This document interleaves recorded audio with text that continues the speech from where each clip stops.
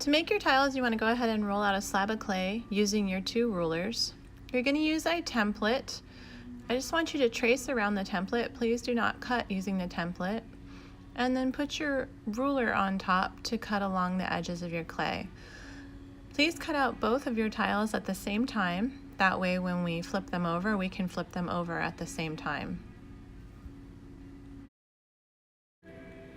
Alright, so to flip your tiles, you want to go ahead and place a bat underneath your canvas. Carefully slide that under. And then you want to place another bat on top and then flip them over. Carefully peel your canvas away. Put your name and period on the bottom of your tiles right now while they're upside down.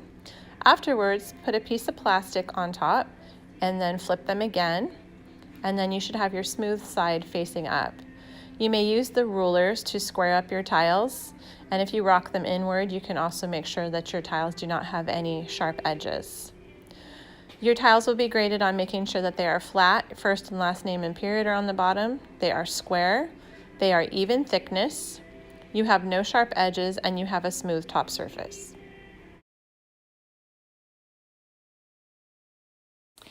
Alright, so in order to make Goryo pottery, you want to make sure that you are sculpting your tiles. On this tile, I'm using a wooden tool to create a dragon scale pattern.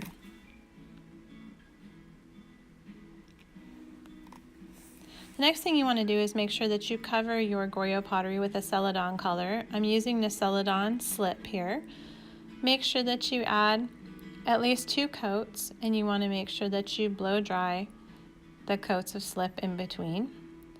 After you're done adding the slip, make sure that you're adding slip to wet tiles. You're going to let your tiles dry.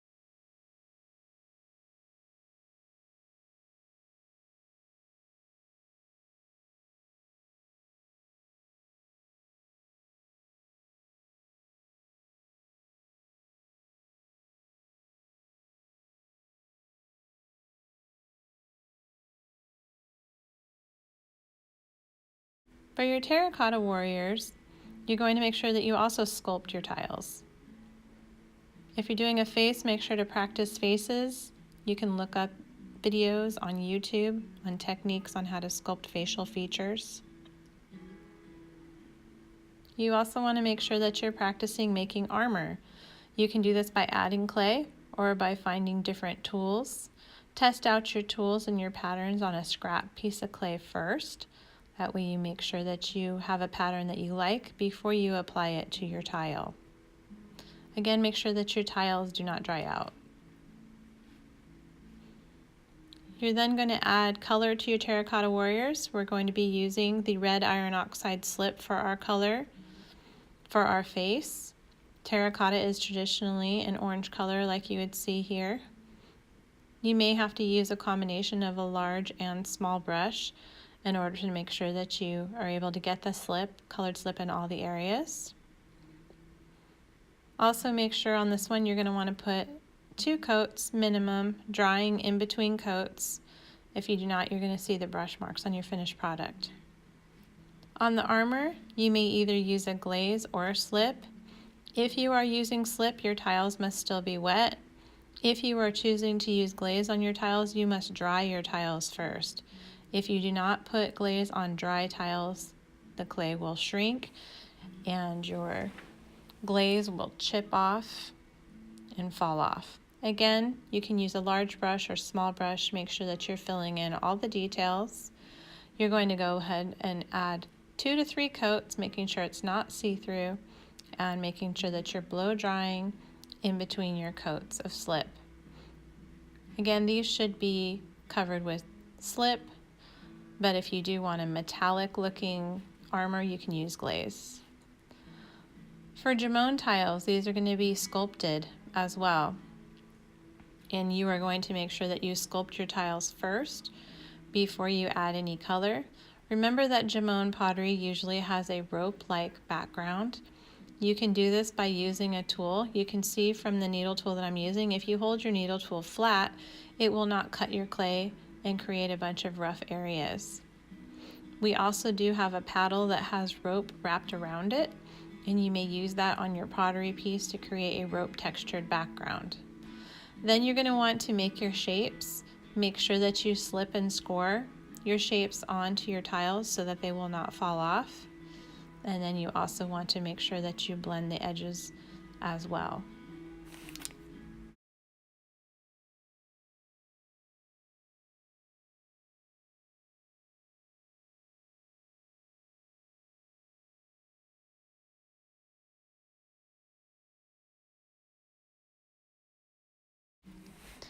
For your JOMON pottery pieces, you're going to want to make sure that you also paint these with slip.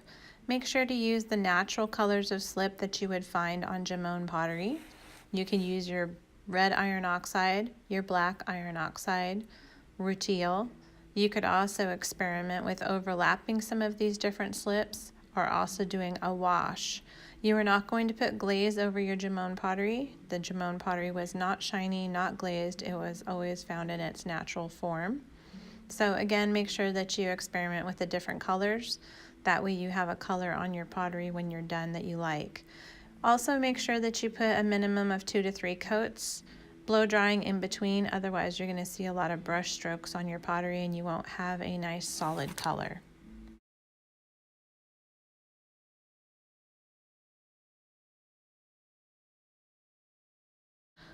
For the black on black method, you're going to take 2 tiles and you're going to cover them both with the black mason slip. Afterwards, you're going to take a back of a spoon and you're going to polish one of your tiles. Not both, but just one tile. After you've polished the one tile, then what you're going to do is go ahead and take a pencil and you're going to go ahead and draw your designs on both tiles. Make sure that you're using the pencil lightly. You do not want to carve away your slip with the pencil, and you do not want to cause deep indentations in the clay. If you have a very technical design, then use a ruler to put your patterns on so that all of your patterns are symmetrical. You can see I've drawn them both onto my tiles. Now I can see both my tiles, my patterns. On the tile that you have burnished or polished, you are going to paint your designs in using the black mason slip. And go ahead and you'll see that the areas where the slip is will be matte, and then the other areas of the tiles will remain shiny. On the second tile, this tile was not polished. You're going to use a glaze on this tile. You're going to be using the black ice glaze, and you're going to be painting in your drawn designs with the black ice glaze. Again, for both the slip and the glaze, make sure that you do a minimum of 3 coats. For the slip, you may only need 2 coats, but for the glaze, definitely make sure that you have 3 coats. Otherwise, those areas will not look metallic and shiny.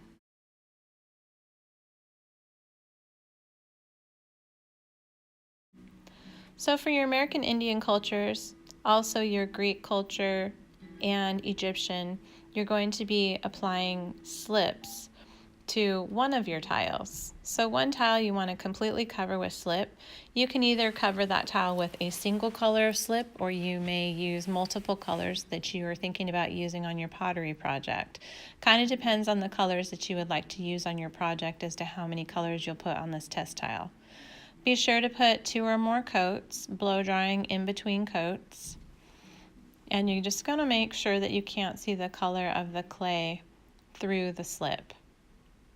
After the slip has dried, you're going to use a pencil and you're going to go ahead and draw your designs on both tiles. You're going to draw your design on the tile that you've put slip on, and then you're also going to draw your design on the other tile which has no slip on it.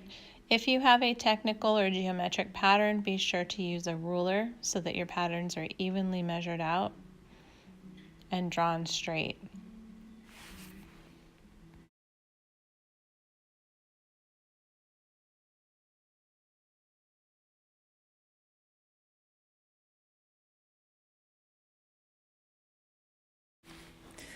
Once you have both of your designs drawn on your tiles, you're going to go ahead and use a sgraffito tool to sgraffito away your design on one of your tiles. Your other tile is going to be hand painted. If you have very technical designs, geometric shapes, and straight lines, be sure to use a ruler as you're doing the sgraffito. You can brush away any little bits of stain and clay with a clean, dry brush. You're going to use the tip of the tool to outline the shapes that you would like to carve away, and then you will use the side of the tool to clear away any large flat areas. Remember, if you are using white clay, any areas that you scratch away will be white. You do not need to use white slip or white glaze. And most of these are going to be left in their natural state. They will not be shiny. If you do desire to have a shiny pot, then you will have to put clear glaze over these after your tiles have dried. For your second tile, you are going to leave that one plain. You are not going to cover the whole thing with slip. This is a red clay, that's why it looks red. I drew on my design with a dull pencil, and then I'm painting in my design with slip. Make sure that you paint 2 or more coats so your slip is not see-through. Go ahead and use the colors that you would like to use on your pot so you can see how they're going to come out. If you end up painting over an area that you're not happy with, you can take one of the sgraffito tools and you can scratch away any mistakes that you have made. For this style of pottery and tiles, we're going to use a transfer method. This also works if you are not very good at drawing and you feel more comfortable tracing your drawn design or one that you have found. Go ahead and cut a piece of plastic and tape it down over your design, and then you're going to use a Sharpie to trace your design on the plastic. When you're done, you'll go ahead and remove the plastic and you'll use this for your design to transfer onto your tile or onto your pottery pieces. In order to transfer it, you'll need to spray your tile with a little bit of water, spread the water over your tile, and then gently place the plastic on top, and the water will make it stick. You're going to go ahead and use a dull pencil or a dull wood tool to trace your designs, and it's going to lightly press your design into the clay. Because you're using the plastic, it'll be smooth. These are your underglazes that you'll be using for these designs. Make sure to only put a very small amount into your trays, enough that you can use in one class. You're going to go ahead and apply these underglazes to your tiles. They're best applied when your tiles are dry. Make sure that you apply anywhere between 1 and 3 coats. This is similar to a watercolor. If it has a lot of water in it, it's going to be very see-through.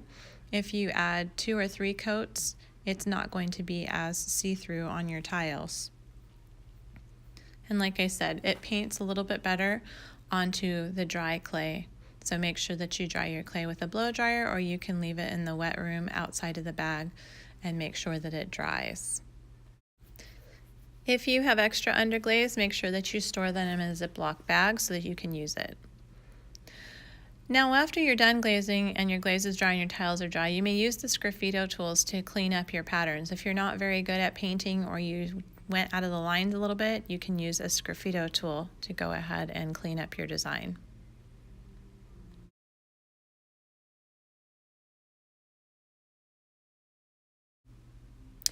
After your tiles are dry, you're going to put 3 coats of clear glaze over the top. Make sure that your tiles are dust-free and completely dry before you apply the glaze. Make sure you apply 3 coats of glaze. You need to make sure that you dry the coats in between as well. When you are done glazing your tiles, check the side to make sure your glaze has not dripped down. Any glaze on the sides or the bottom needs to be cleaned off with a sponge so that your tiles are ready to be fired.